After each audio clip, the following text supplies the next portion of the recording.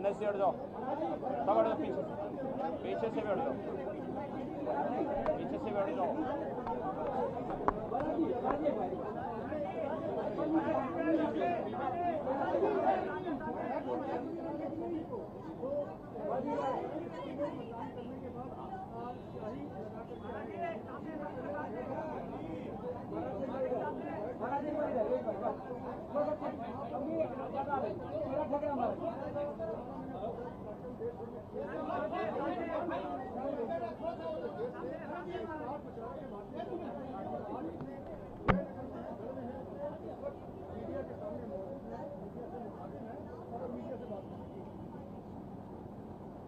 मित्रों,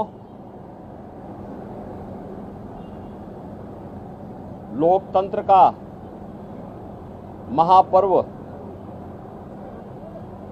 लोकसभा चुनाव 2024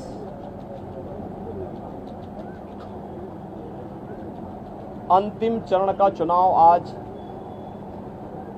देश के 8 राज्यों के 57 सीटों पर हो रहा है, जिसमें उत्तर प्रदेश की 13 सीटों पर भी आज पूर्वी उत्तर प्रदेश में मतदान हो रहा है। पिछले 2.5 महीने से अधिक समय से जो देश के अंदर आम जन की आकांक्षाओं को पूरा करने के लिए जनता जनार्दन की जो अपेक्षा थी, उसके अनुरूप विभिन्न राजनीतिक दलों ने जनता जनार्दन के सामने अपने अपने मुद्दे रखे, अपनी सरकारों के समय के कार्य और कारनामों को रखे। आज अंतिम चरण में 8 राज्यों के 57 सीटों पर मतदान हो रहा है।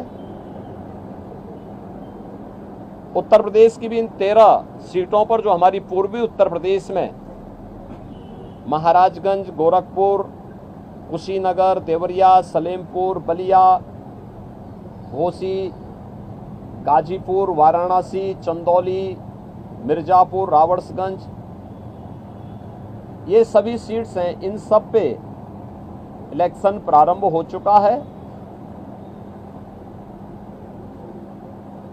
मौसम की विपरीत परिस्थितियों के बावजूद भी मतदाताओं ने जो उत्साह दिखाया है,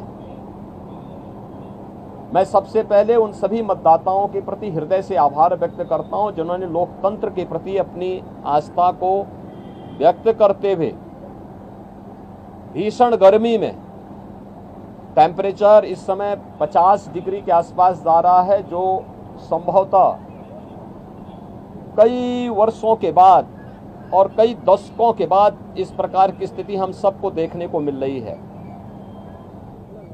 लेकिन इस सब के बावजूद भी जनता का उत्साह कम नहीं है, बल्कि वह और भी मजबूती के साथ देश के अंदर नई सरकार गठन करने के लिए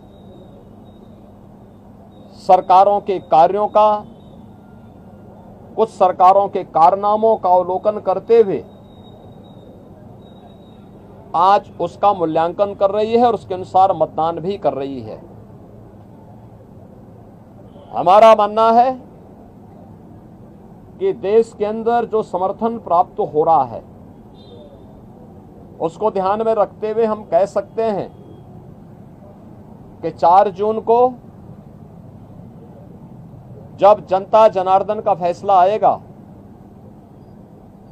तो देश के अंदर आत्मनिर्भर और विकसित भारत के लिए विरासत भी और विकास भी, गरीबों के प्रति संवेदना भी, युवा पीढ़ी के उज्जवल भविष्य, जिन लोगों ने और जिन पार्टियों ने, जिन सरकारों ने काम किया है, उसको पूरा आशीर्वाद प्राप्त हो रहा है और जनता को सुखद अनुभूति होगी, देश को सुखद अनुभूति होगी कि मोदी जी एक बार फिर से प्रचंड बहुमत के साथ सरकार बनाएंगे। उत्तर प्रदेश इसमें अपनी भूमिका का निर्वहन करेगा पूरी मजबूती के साथ।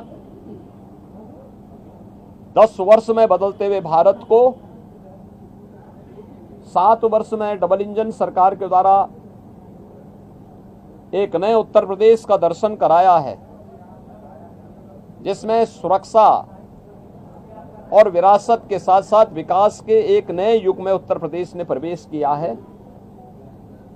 यह एक सुखद अनुभूति उत्तर प्रदेश वासियों के लिए, यहाँ के युवाओं के लिए, यहाँ के किसानों के लिए, यहाँ की बहनों और माताओं के लिए, बेटियों के लिए, व्यापारियों के लिए, समाज के प्रत्येक तबके के लिए सबका साथ और सबके विकास की भावना के साथ मोदी जी के नेतृत्व में जो कार्य हुआ है, मुझे लगता है कि जनता जनार्दन का वह आशीर्वाद मोदी जी को, भारतीय जनता पार्टी को पूरे देश के अंदर प्राप्त हुआ है, हो रहा है। और आज 7वें चरण में भी पूरे देश के अंदर जो उत्साह देखने को मिल रहा है। अभी प्रातःकाल मौसम बहुत सुहावना है। इस सुहावने मौसम का आनंद लेकर के मैं मतदाताओं से अपील करूंगा कि हमें अब जाति, मत और मजहब से ऊपर उठ करके अपने देश के उज्जवल भविष्य के लिए एक आत्मनिर्भर और विकसित भारत की जिस संकल्पना को मोदी जी ने आजादी के अमृत महोत्सव वर्ष में देशवासियों को दिया है, उसको साकार करने का समय आ गया है, जिससे भारत आज जो देश की सबसे बड़ी, दुनिया की सबसे बड़ी उभरती हुई अर्थव्यवस्था है, यह आगामी 3 वर्ष में दुनिया की तीसरी बड़ी अर्थव्यवस्था, 2047 तक भारत को दुनिया के विकसित देशों की श्रेणी में खड़ा करके हर एक नागरिक के जीवन में खुशहाली लाने के लिए कार्य किया जा सके। जनता जनार्दन का आशीर्वाद इस दृष्टि आज भारतीय जनता पार्टी को प्राप्त हो रहा है और हमें पूरा विश्वास है कि 4 जून को फिर एक बार मोदी सरकार प्रचंड बहुमत के साथ आकर के आत्मनिर्भर और विकसित भारत की संकल्पना को साकार करने का कार्य करेगी। देखिए, प्रधानमंत्री जी ने अपने 2.5-3 महीने के व्यस्त दिनचर्या में से कुछ समय, यद्यपि उनका पूरा जीवन भारत माता के लिए समर्पित है, बिना रुके, बिना डिगे, बिना झुके उन्होंने 10 वर्षों से भारत की सेवा की है और देश के हित को सर्वोपरि मानते हुए दुनिया के अंदर भारत का सम्मान बढ़ाया है। मोदी जी की यह आराधना एक आध्यात्मिक आराधना, यह आध्यात्मिक आराधना राष्ट्र आराधना है। भारत माता के इस चरणों में वह एक आराधना है जो राष्ट्र को समर्पित है, भारत की 140 करोड़ जनता की, जनार्दन की सेवा के लिए, उनके उज्जवल भविष्य के लिए समर्पित है। और ये भारत की परंपरा है।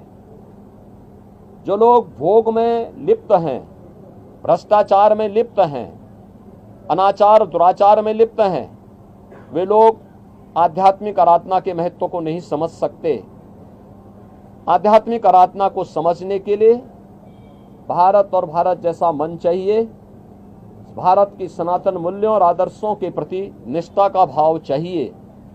जिनके मन में भारत के प्रति आस्था का भाव नहीं है, भारत के सनातन मूल्यों और आदर्शों की ध्वजियां उड़ाना जिन्होंने अपने जीवन का उद्देश्य समझ लिया था और जिनके कारनामों से जनता उनको बार बार ठुकराई है, वे लोग मोदी जी के इस ध्यान साधना और इस राष्ट्र आराधना का मखौल भले ही उड़ा सकते हैं, लेकिन जनता जनार्दन अपने नेता के समर्थन में और उनके पूरे कार्यक्रमों के साथ, पूरे समर्पित भाव के साथ जुड़ी हुई है। और जनता जनार्दन का पूरा आशीर्वाद, पूरा स्नेह मोदी जी के साथ में है।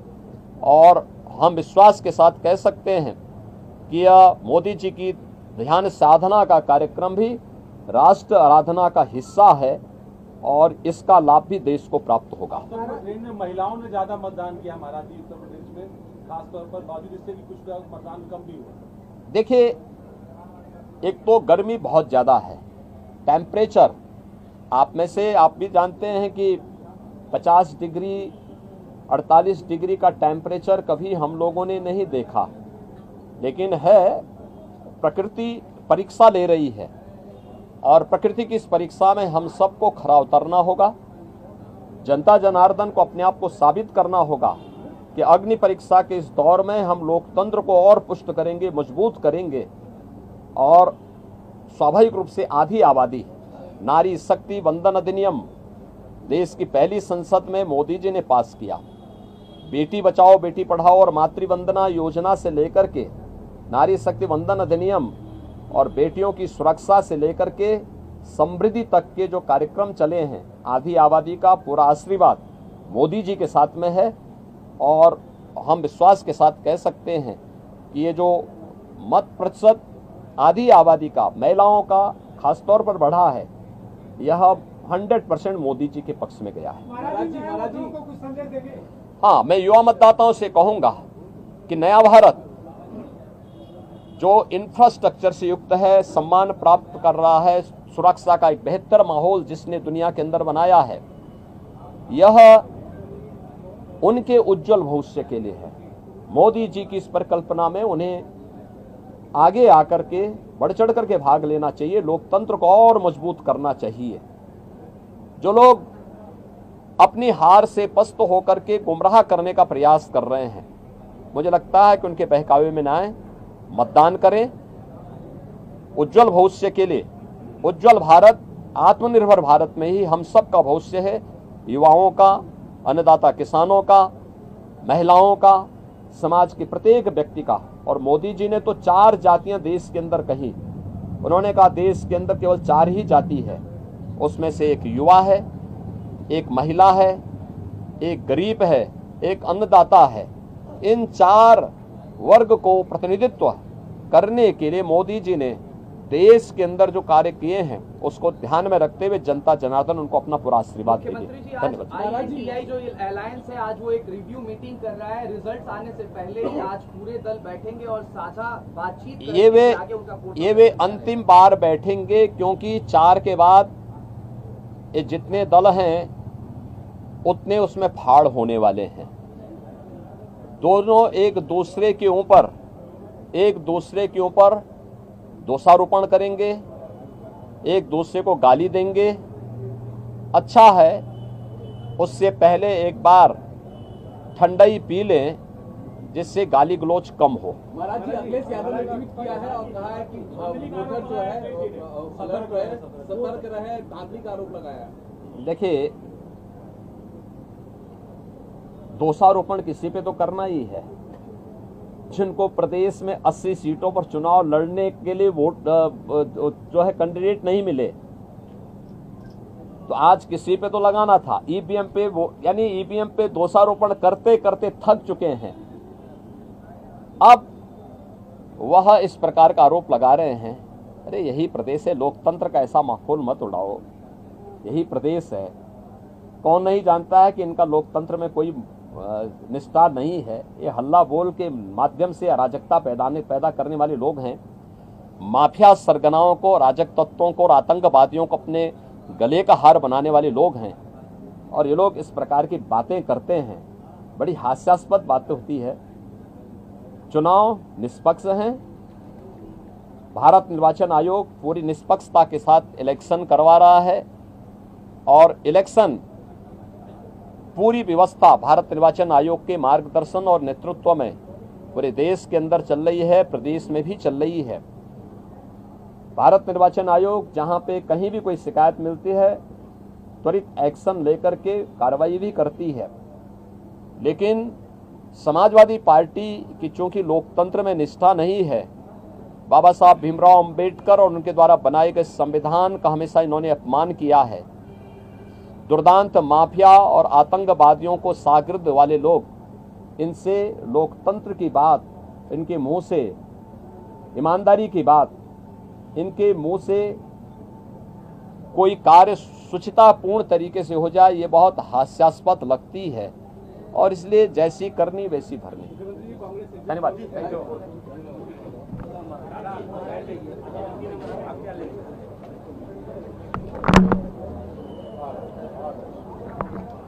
विशाल